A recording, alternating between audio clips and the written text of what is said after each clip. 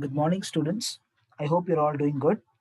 In today's class, we will be discussing the various steps that one has to take in process of preparing a good research paper. Now, even before we go forward in getting to know the various steps involved in preparing a good research paper, we will have to first understand what is the necessity for a person to indulge in research. Research is basically a concept wherein it helps us to find out several facts and explore a lot of details which helps us to generalize our findings. Research makes us more prudent and it gives us the practical insights to various concepts which have already been developed and given to us. Apart from this, when we talk about research, research helps us to come up with new facts, which helps us to misprove the proven facts of the past, and it also can create value addition by adding on new concepts to the pre existing concepts.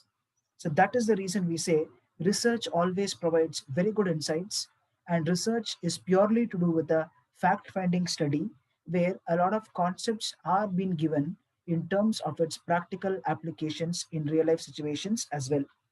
Now, let us go in detail to study or say to understand the various steps that a researcher should take up in preparing a good research paper. Firstly, whenever you start preparing the research paper, there are certain prerequisites. The first is when you start preparing, you will have to start preparing the research paper in one MS Word file. It should be a MS Word document file. Handwritten content would not be considered since we will be going forward for the publication also. So we will have to work on a Word document file. Secondly, you should have a title for your research. So every research paper will have a formal title. Based on the title only, we go forward to the next step of formulation of objectives, and then we talk about review of literature, and then many more aspects to the research paper. So first is you must have a good title. The title should give you the clarity regarding what the research paper is going to be all about. Apart from that, how to structure the title. If you look at the title, it should be a formal title, which should be self explanatory in nature. And secondly, it should be in bold letters, it should be centered, center aligned to the page, and it has to be fully capitalized. Okay. And you need not have to underline the title, that is not required. Thirdly, you will have to mention the author name and affiliations. So when we talk about authors, it can be authors who can, basically it can be research scholars or students, both UG and PG students, or it can be faculty members, professors, assistant professors, associate professors, and so on. So with the name, you will have to include your designation if you're working either in corporate or in academics, or if in case you are a student, you will have to put your designation as a final year MBA student or a first year MBA student and so on. And affiliations would basically talk about where are you working or where are you studying. You're affiliated to which organization or institution and its address. And you will also have to put up or give the details of your contact number and also your email address in the author's name. Now, once that is done, the third would be you will have to come up with acknowledgements. Now, acknowledgements is basically a information given regarding the reviewers, guides, funding institutions which were helping the researcher in the process of completing his research paper. Now, this wouldn't be mandatory. This would usually be seen to professors or for research scholars who will have to mention this in the research paper. Next is you will have to prepare an abstract. Now, first of all, what do we mean by an abstract? An abstract is a gist or a brief summary about the entire research paper, okay, which will include everything right from introduction to your research methodology, to your objectives, to your findings, and many more details, which becomes a important part of your entire research paper. And there would be a word count or a word limit count regarding the abstract. It should be somewhere between 150 to 300 words, and it should be fully italicized. The content has to be fully italicized. And definitely the font style is going to be Times New Roman, and the font size should be for titles, it will be 14, and for the content, it should be 12. And one more thing is whenever you make abstract, make sure it is just a single paragraph, and you should avoid using short forms. Okay, whatever terms are, you will have to make sure you mention it in full completion. Okay, the next is you will also have to mention something called as keywords. Now, what are keywords? Keywords simply means there are some technical words which we will be using in our research paper. For an example, if you're doing a research paper on buying behavior, consumer buying behavior becomes one keyword. Factors in, and then you can talk about, consumer perception, customer preferences, product choices. So these are all the terms which would be related to the topic on which you're writing a research paper, which are technical terms. These technical terms, a minimum of 5 words, or say a maximum of 5 words, minimum of 2, maximum of 5, should be put in the keyword section of your research paper. Okay, and then we go to the next part, that is gel code. GEL code, GEL stands for Journal of Economic Literature Classification System code. Now, this code, you will have to put it, especially when your paper is being sent for an overseas market or in some foreign country universities. This GEL code would be considered and given more importance to. Okay, but let me also tell you, in the Indian context, GEL code is not so religiously followed by several researchers. It is just included by some people who identify the relevance of your research in the overseas markets or in foreign universities. So, for your benefit, I've given you a link here. You can just cut this. You can copy this link and put it on your Google search engine and check it. You will get to know what are the various gel codes for various subject disciplines. And the next is we will have to talk about your manuscript. That is the content, right? So your content has to be prepared in a standard A4 size portrait setting paper in MS Word document file, and then it should follow British English. Okay, and make sure that you should not make any grammatical errors, spelling mistakes, and punctuations. All these should be properly done, edited, and you will have to proofread it yourself even before you send it for the publication. Okay, that would be about your conditions for preparation of the manuscript. And then we go to the headings. We are talking about the main headings and sub main headings or subheadings, where it has to be uppercased, bold, and then it should also be underlined. Okay, and this should be giving you the breakup or template as well, so that you know what contents comes under which heading. And then we go to the subheadings. Again, here also it has to be bold, uppercase, aligned to the left of the page, and it should be capitalized or say uppercased. Okay, and then we go to the main text or the main content of a research paper. These are all aspects which should be considered as a prerequisite for preparing a good research paper. Now let me discuss about the main contents of a research paper, okay, in terms of the various headings and subheadings. So this would be the main text. So the first is you will have introduction. In introduction, you will have to give a brief up of what topic you have taken for your research. Introduction to the topic of research or the title of research. In introduction, you can cover a lot of practical insights. You can cover a lot of conceptual aspects to give even more clarity regarding the title that you have selected for your research paper. Secondly, you'll have to focus on the review of literature. Now, first of all, you should know why there is a necessity for us to include review of literature in our research paper. Now, any research will definitely have some references made to the past researched data, right? So if you are selecting your secondary data, which is past pre-published sources of information, then you will have to give that details in the review of literature section. So the format would be like this. You will have to mention the name of the author or authors first, and then the year of publishing that content, and then you will have to give a small gist or a brief up regarding what was actually done in their research article or in their research work. So that is how you write the review of literature. And I would suggest a minimum of 7 and a maximum of 10 reviews should be put under your review of literature in a formal research paper. Okay, so let us say it as 7 to 10. Okay, more than that if you have, you can put, but I would suggest 7 to 10 should be an adequate number. The next is we talk about need or importance of the study. Now, this is also going to be equally important because here we are trying to emphasize more upon what is the need for you as a researcher for having selected this particular topic for your research study. What is the relevance or what is the importance for conducting research on this particular topic? How is it going to benefit? What are the factors which sort of tells you the overall importance of studying or doing a research paper on a selected topic?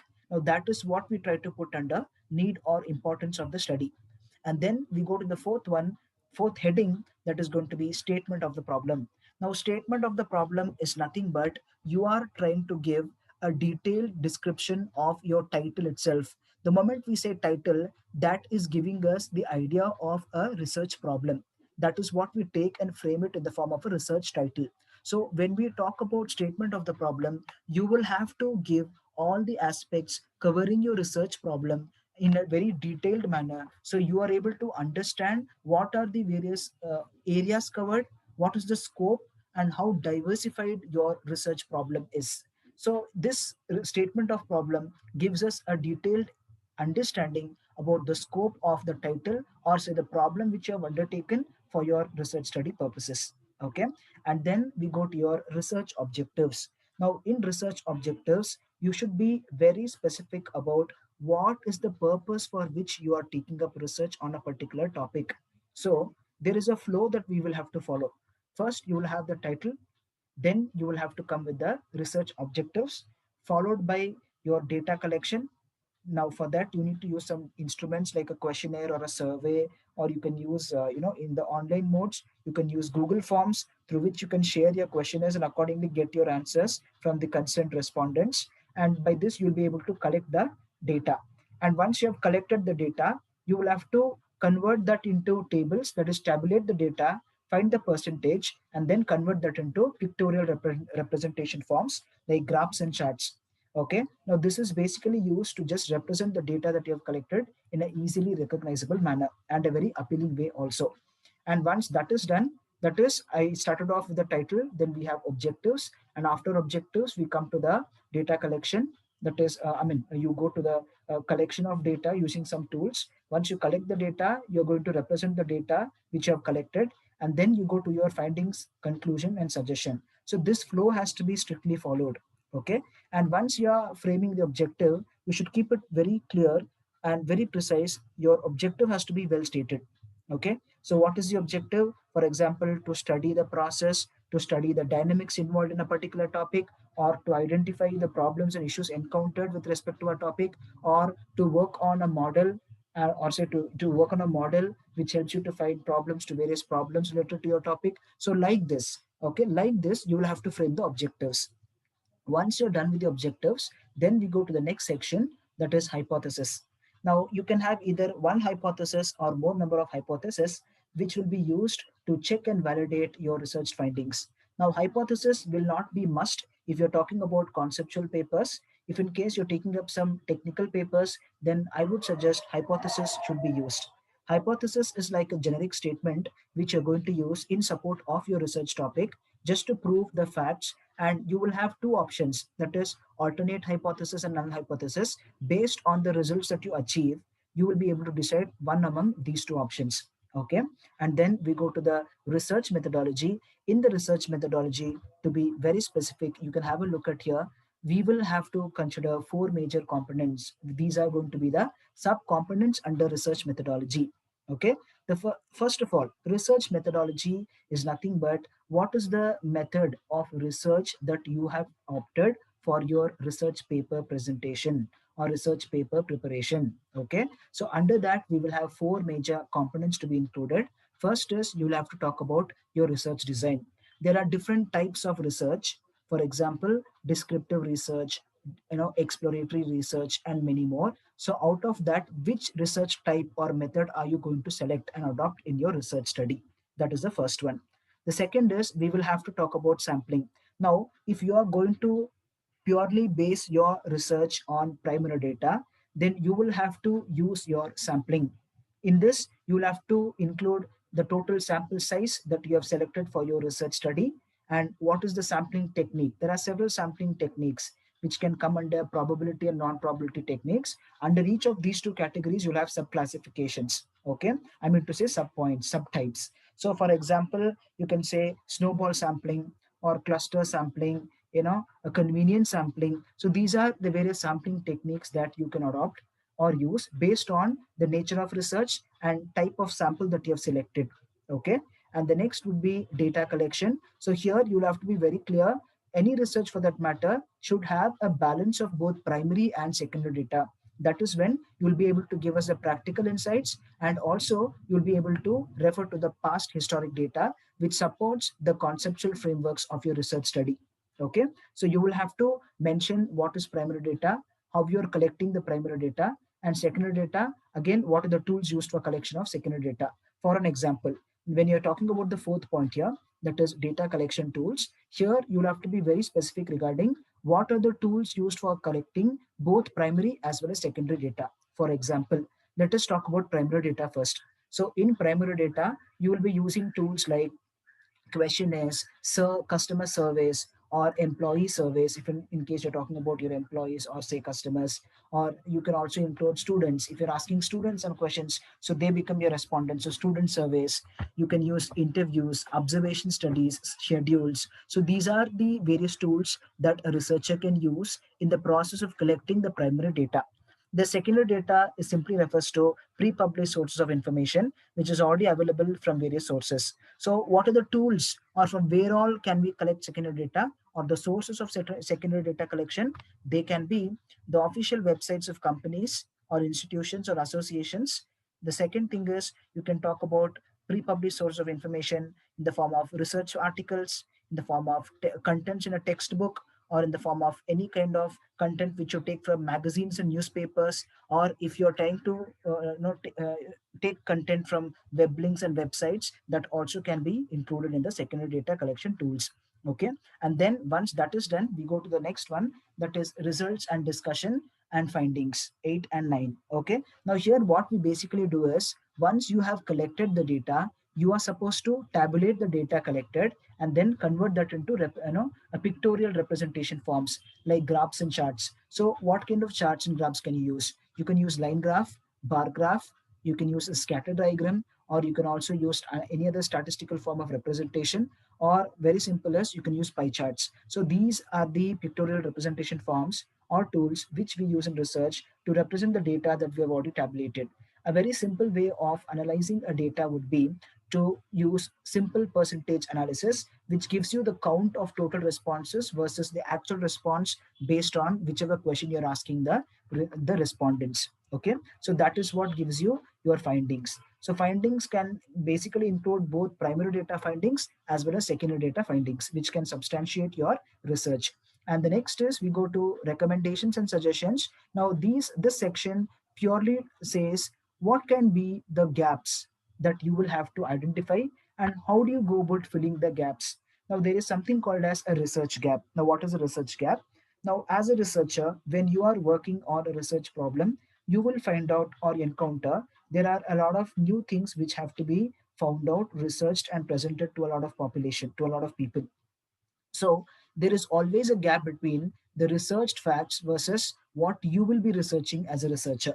So in that process, you will have to find your own ways to fill the gap between what is already existing versus what is yet to exist, which is going to become your final findings. Got it? So that gap can be filled by giving suitable suggestions for improvement in the context of economy, in the context of society, in the context of companies, in the context of customers, whatsoever may be the case.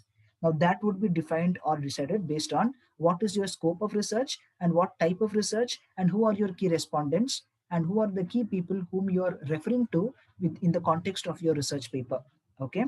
And once that is done, we will go to the conclusions, which is going to be the overall conclusion of the researcher. Now, in the conclusion, you can make your conclusion more effective by supporting it with a lot of facts and figures, some numerical data, so that your conclusion becomes much more practical oriented rather than just being a simple expressive statement and sentences. Okay.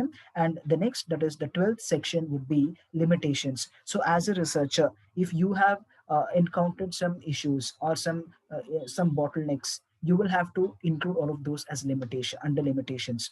Limitations can be when you don't have adequate statistical tools. If in case your research topic is not having the right tool of research, which can be used to measure it. That can be one limitation. Now, this is just an hypothetical statement. The second is when you're talking about limitations, time constraints, money, okay, and not getting good response from the respondents on time, and respondents do not give you the facts, they just give you answers just to make sure that you are satisfied as a researcher. So these kind of problems, if you encounter, you can put them under limitation section. And the next would be scope for further research. Now this is that section where you are supposed to give some new topics where people can conduct research and find out some facts. Okay, so in the process of research you will identify several new areas where there is no adequate research conducted. So that has to be given by you as a researcher under this section called a scope for further research, which will be used by other new researchers or budding researchers. They will do a research on that and they are going to come up with their own findings. Okay, so that is what we input under scope for further research. And finally, and the 14th one, you will have to give references. References is nothing but the key references that you have referred to, which comes under your secondary data, from which source, what have you collected, all that information you will put it in references section. Now we use something called as APA format. APA format is a standard format. Using that format, we are supposed to prepare the references. So how do we do that? I'll be sharing a link on that which you can refer to. Okay. And finally, appendix and annexure. If in case you have used any other supporting documents which has been used by you in the process of conducting research, that should be put. For example, if you are using a questionnaire, you will have to attach the questionnaire. If you're using some sort of financial statements of the company, like balance sheet, P&L account, and so on, that also has to be attached at the end of your research paper. So appendix and annexure are basically the enclosures and supporting documents which you will have to put in order to just say that these documents were used to collect data, process data, and so and so. Okay, so this is the systematic approach, and these are the main contents in the form of headings, subheadings, which should be a part of your complete research paper. Okay, and students, by this we are done with this session, where I'll just give you a small recap. I've given you the clarity regarding the basic prerequisites for preparation of a good research paper, and I've also given you the basic conditions that you're supposed to consider when you go about preparing a research paper. And I have also given you clarity regarding what should be the structure of your research paper, what should be the heading, subheadings, and what should come under each of these subheadings. Okay, I hope this session was helpful for you. You were able to I believe that you were able to understand the concepts very well, like the process involved in doing a research paper. And students, if you still have any queries regarding this, you can please write to my mail. My mail ID is provided in this slide. Okay, so I hope this session was insightful, and I just wanted to say that all of you should indulge in some or the other form of research, and research is always going to be a value addition and an add-on to your profile as well. So thank you, students. I hope to interact with you once again through some of my other informational videos. Thank you and take care.